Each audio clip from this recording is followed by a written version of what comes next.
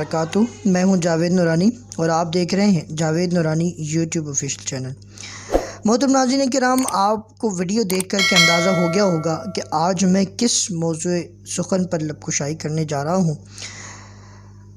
جس طرح سے 8 مارچ کو عالمی خواتین کے دن کے موقع پر جو ڈرامہ لبرلزم کی طرف سے ملک عزیز، وطن عزیز خود پاکستان اور اسلامی جمہوریہ پاکستان میں جو کچھ ڈرامہ پچھلے 1-2 سالوں سے لگایا جا رہا ہے نعرہ، اور جس طرح سے یہ ساری چیزیں کی جا رہی ہیں، محترم ناظرین کرام، یہ اگر اٹھی تو یہ پورے معاشرے کو بھسم کرنے کے لیے کافی ہوگی۔ میں یہ سمجھتا ہوں کہ اسلام اور آج کی عورت پر گفتگو کرنا ہمیں بہت زیادہ ضروری ہو گیا ہے۔ وجود زن سے ہے تصویر کائنات میں رنگ، اسی کے ساتھ سے ہے زندگی کا سوز دروں۔ شرف میں بڑھ کر ثریا سے مشتقہ کس کی، کہ ہر شرف ہے اسی درج کا در مکنوں۔ مکالمات فلاطوں نہ لکھ سکی، لیکن اسی کی شعلے سے ٹوٹا شرار افلاطوں۔ جی ہاں عزیزان من، اسلام کے آنے سے پہلے عورت کا کوئی مقام نہیں تھا۔ ہندو دھرم میں اگر عورت کا شوہر مر جاتا تو عورت کو بھی اس کی چتا پر جل کر ستی ہونا پڑتا تھا۔ اگر کوئی عورت ایسا نہ کرتی تو اسے منحوس سمجھا جاتا تھا۔ عیسائی مذہب میں عورت کی قدر جوتی کے برابر بھی نہ تھی۔ یہودی یہ کہتے ہیں کہ عورت ناپاک ہے، اسے تو زندہ رہنے کا بھی حق نہیں ہے۔ ایک ساتھ عورت کے 100 نکاح کر دیے جاتے، عورت کا وراثت میں کوئی حصہ نہ تھا، جبکہ اسلام میں عورت کے شوہر کے مرنے کے بعد اسے 4 مہینے 10 دن کا سوگ منانے کے بعد آزاد کر دیا گیا، اسے اپنے فیصلے میں بااختیار کر دیا گیا۔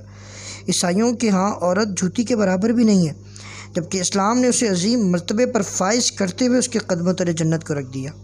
یہودیوں نے عورت کو ناپاک کہا، جبکہ اسلام نے اسے ہن لباس لکم وانتم لباس لہن کا درجہ عطا فرما کر اس کی عظمت کو مزید بلند کرنے کے لیے مرد کو اس کے ساتھ 4 نکاح کی قید لگانے کے بعد اس کے لیے وراثت میں بھی حصہ مقرر کیا۔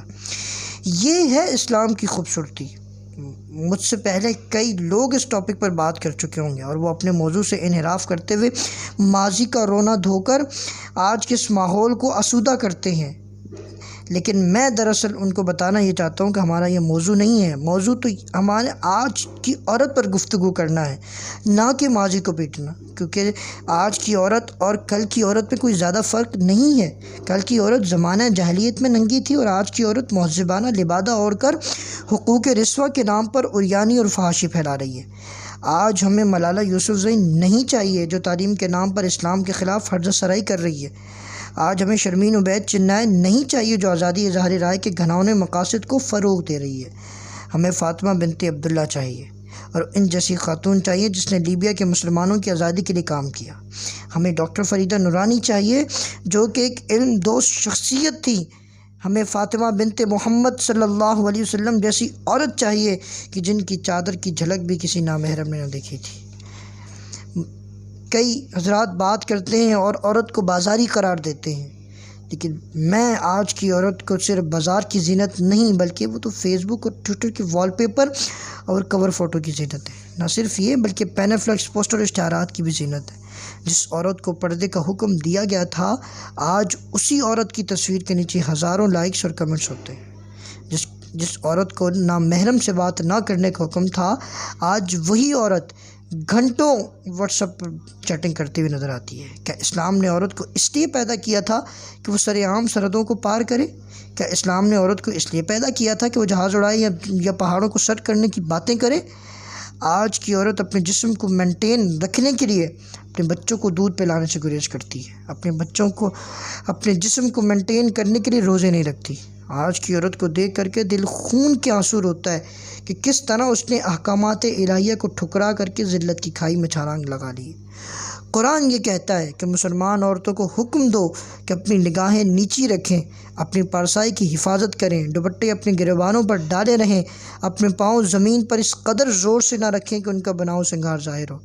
اور قرآن کے اس حکم کو لے کر کے آج کے معاشرے میں اگر ہم نظر دوڑائیں تو کوئی بھی عورت ان احکامات پر عمل پیرا ہوتی دکھائی نہیں دیتی۔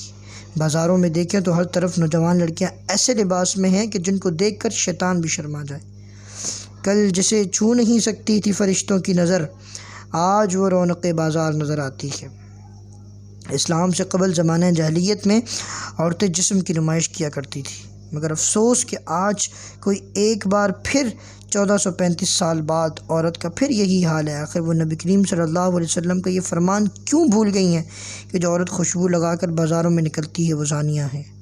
یورپ کی عورت یہ کہتی ہے کہ مسلمان اپنی عورتوں کو پردہ کروا کر ڈی گریڈ کرتے ہیں، لیکن میں انہیں یہ بتلانا چاہتا ہوں کہ انسان اپنا قیمتی اثاثہ ہمیشہ چھپا کر رکھتا ہے۔ ہماری عورتیں ہمارا قیمتی اثاثہ ہیں، مگر افسوس کہ اے بنت ہوا، میں تیری خوبصورتی سے عشق کروں کہ تیری عظمت کی ارزانی کا ماتم کروں، میں تیری حیا سے شرماتے ہوئے چاند کو دیکھوں کہ تیرے آنچل سے بے نیاز لہراتے ہوئے بالوں کی تصویریں دیکھوں، میں تیرے قدموں میں اپنی جنت کو تلاش کروں کہ تیرے پاؤں میں بندھے گھنگروں کی بھنکار میں کھو کر تماش بینی کی انتہا کر دوں۔ مجھے مشورہ دے میں کیا کروں۔ ترقی کر گئی اج کل دی دھیے، منڈیاں نال پولو کھیڑ دی ہے، تیری چنگی نہیں چال کڑیے، جدوں ویکھو سینما ٹریے، شاید کہ اتر جائے تیرے دل میں میری بات۔ والسلام۔